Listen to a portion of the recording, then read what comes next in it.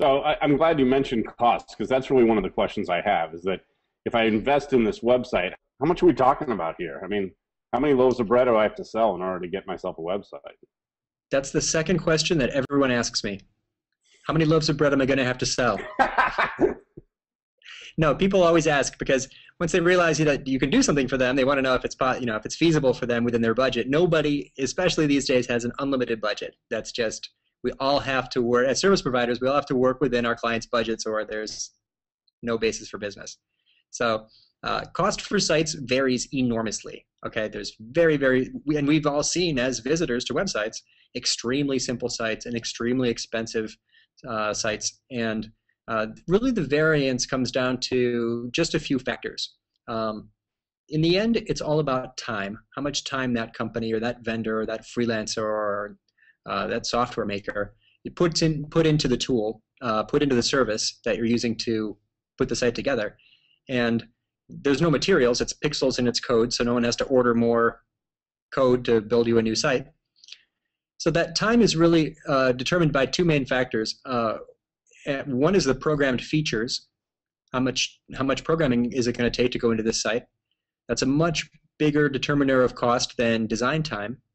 The time to design a site isn't necessarily that much higher for a big site or for a luxury feel to a site or a small site or for a local bakery. Design, in my experience, is not the biggest determiner in cost. However, programming, the time it takes to build each of the features that goes into that site, and by features I mean things like, is there a slideshow on the homepage? Is there a contact form? Is e-commerce one of the features? Is there a tool behind the site that makes it easy to update? Are there interactive maps? Are there photo galleries? Anything like this that is an interaction beyond just pages. Anything that's a type of interaction with the visitor would be a programmed feature and can be a big determiner of costs.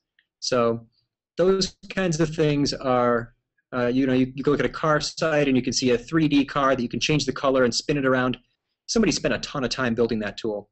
But it's a simple site that has, 8 to 10 pages or 20 or 30 pages, and you can see pictures and you can read text. That's going to be a lower cost site because the programming time was much lower.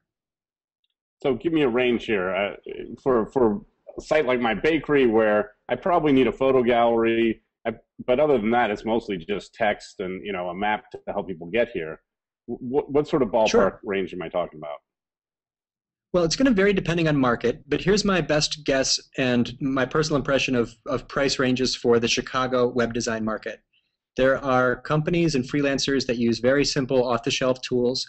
A lot of them use WordPress and WordPress themes to put together sites that might take them a few weeks to do.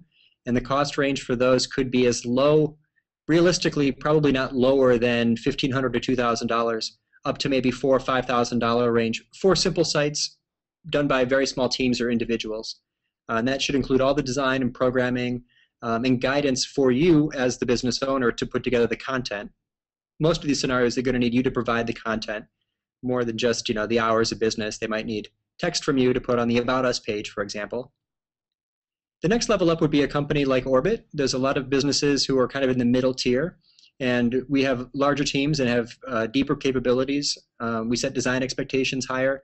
A lot of us would spend, let's say, 150 hours to 250 hours on projects. These could be $15,000 to $20,000 to $25,000 websites. To a lot of people that we talk to, that sounds very high, but we also set expectations high for the return on that investment.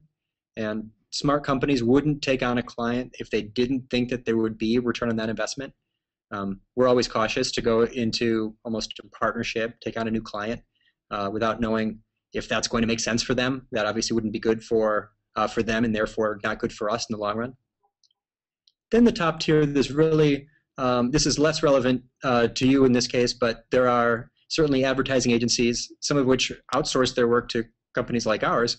But those ranges go much higher. $50,000 to $100,000 to $250,000 websites. Before you fall out of your chair, keep in mind that you've seen a lot of these sites, you've been on them, you've had great experiences there, and been maybe compelled to make a buying decision on some of these sites. It really just depends on the client expectations, on the opportunity for ROI, and ultimately the time and talent of the team that's going to be putting it together.